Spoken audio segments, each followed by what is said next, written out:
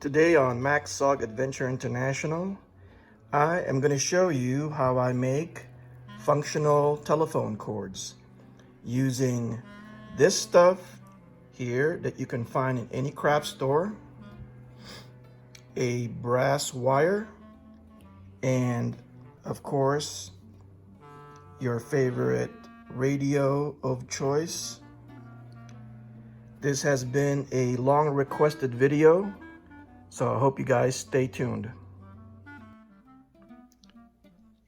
All right, so first we are going to start by cutting the wire off of the phone. See, this wire is pretty much useless because it's molded. As you can see there, it's molded in one piece, so it doesn't stretch. So that's the problem with these things. You can't really do much with it.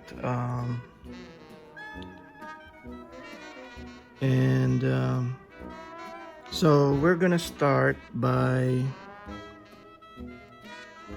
drilling the holes for the wires to go in.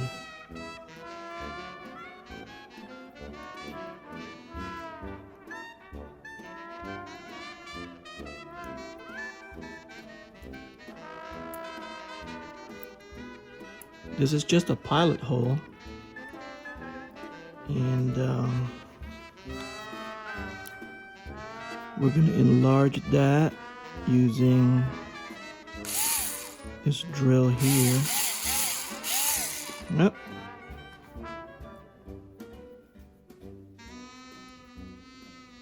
All right. That should. I don't know if you can see that. And we will now drill the hole for the handset.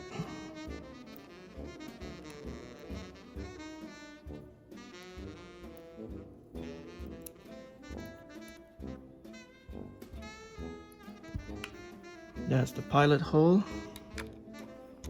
And now we're gonna drill the actual hole. Be careful doing this because it's easy to over penetrate this.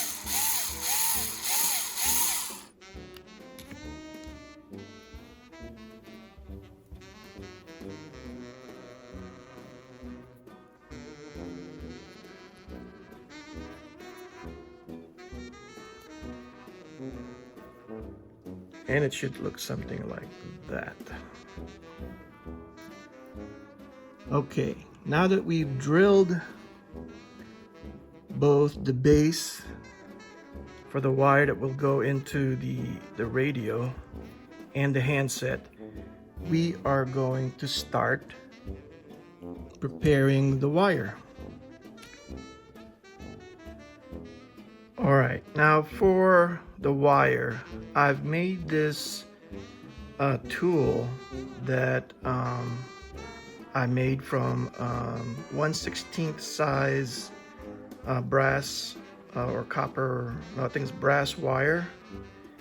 And I've made a loop right there and right there. This establishes the length. You could make this shorter or as wide as you need it. And I'll show you how I use that. This technique is something that I came up with back in the 90s when I worked doing custom stuff, and it's other things that I for other things that I did back when I worked for the toy industry. Once you have it like that, you will start to wind it around the wire. And I've used that little bump there, or that bend, to help me turn the wire. And all you're doing is you're winding it tight around the brass or the brass wire. You're not really trying to stretch the material. You're just doing it tight enough so that it will form that coil. Okay, but you don't want it to be loose either.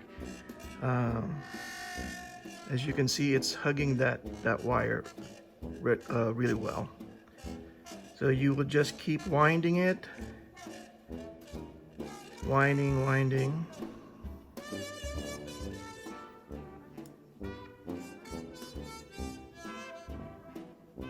This might actually be one of my longer ones.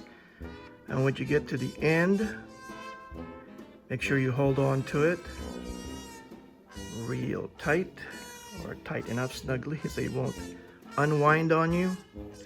And then you cut about 1.5 inches, and you will carefully feed it through that hole, like so. And now you have a perfectly prepped wire. And the next step is to boil it, and I will show you that next. But first, I want to make clear what I'm using. This is some stuff they called noodles back then. Now, this is some old stock that I had, because like I said, I've been doing this for quite a while, and I'm not sure if the noodles brand still exists, but it's basically like vinyl, like a vinyl, like thread or string or cord that you can buy in most craft shop like Michael's or Hobby Lobby.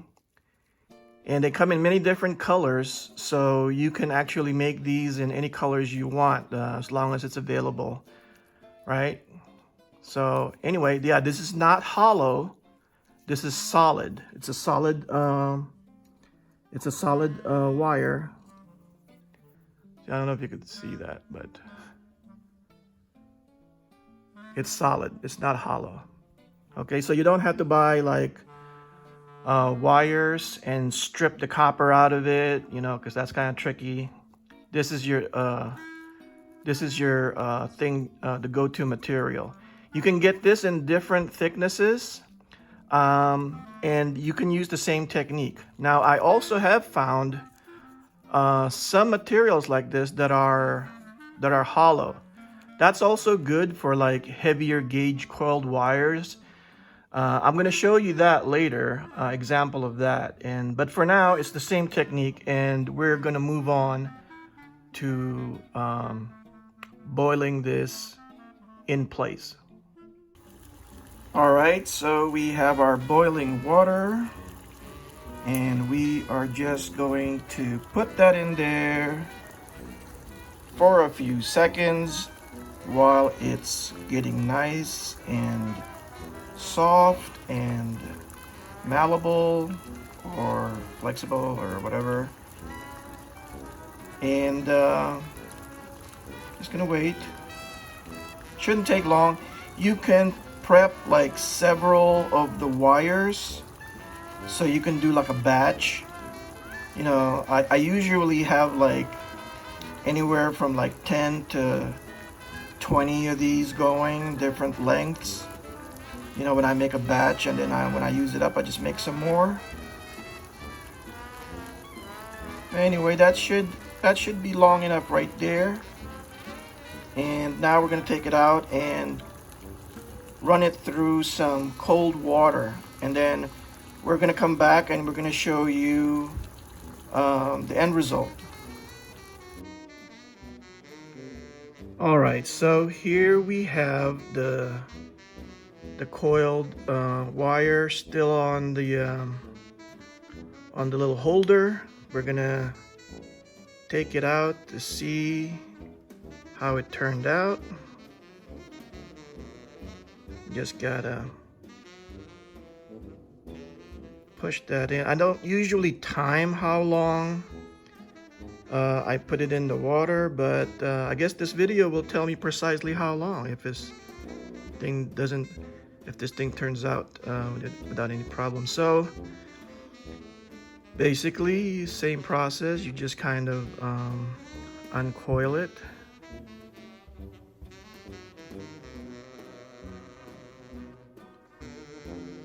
Once you get it started, it should just unwind there.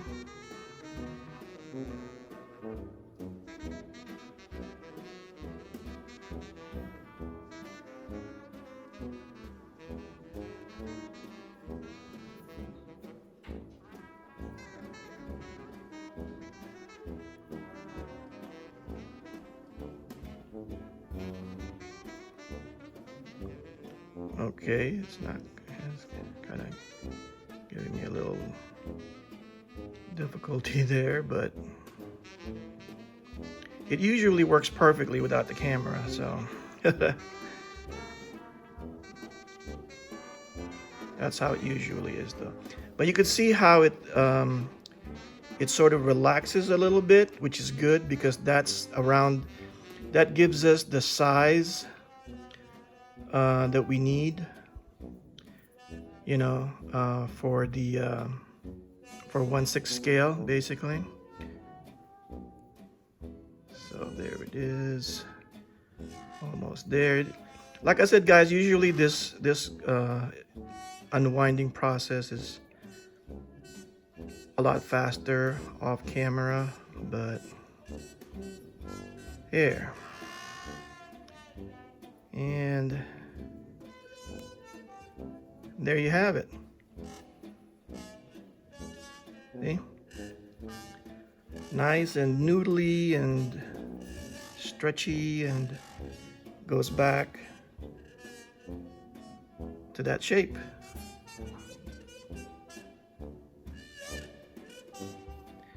Now we're going to put it on the radio. All right. And before I forget, let me go ahead and show you the other things that I've done using that same cord. This was something I recently did. This is a 3D printed copy of the magnetic flow detector by none other than Jim Egner of TK560 on Etsy. Did the cord for that, different lengths, same material, and a heavy gauge one that I told you about I used when I did this custom Gorgax alien that I did. And as you can see there, it is a heavier gauge wire. Okay, and you notice how that one kind of flattened out. Okay, but that's because I used this material. Got this at I believe Hobby Lobby, and quite inexpensive for the whole roll, $1.99. Can't go wrong with that. Now the reason it flattened out is because, I don't know if you can see it there, let me see, but that is hollow. It is a hollow tube. Okay, and you can see by my hand the thickness. Let's see if I can compare it side by side. See it there. The thickness difference. But they are the same material, which is a vinyl type material. And like I said, the process is the same. Just boil it in water for about 30 seconds, you know, and you'll get the same result. Alrighty. So for the last part, we're just gonna feed that through. I'm not gonna do it on this video right now, but all you gotta do, if you want, is to drop a small drop of CA glue there or whatever you like to secure it. But the hole is the same diameter as the wire or the cord right there. It's kind of snug enough, but you know, I probably will put like a bit of CA glue there. And I'm gonna put that on the base.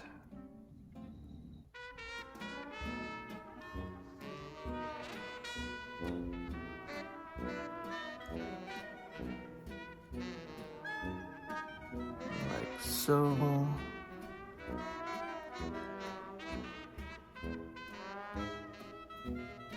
I usually like to have like longer wire on there. This one is, this one's a little snug. Let's see, whoops, making a mess there. I'll cut a small pointy end out of that and see if it feeds better. You can always come back and that's my dog, by the way. Art Bulldog's fun.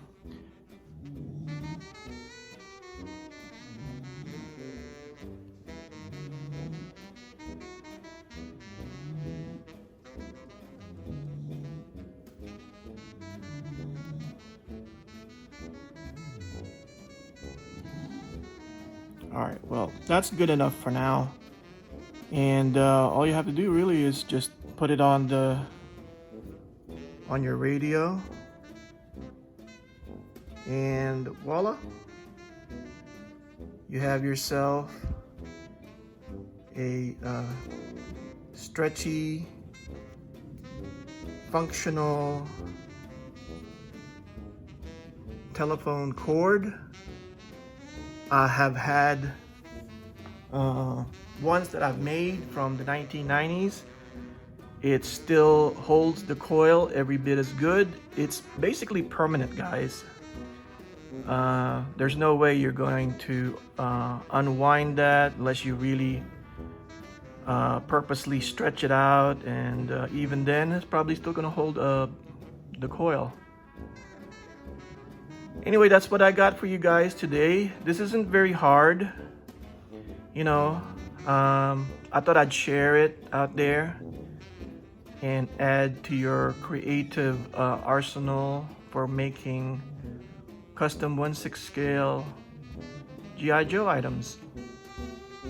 And like I said, you can still get these in your local craft shop.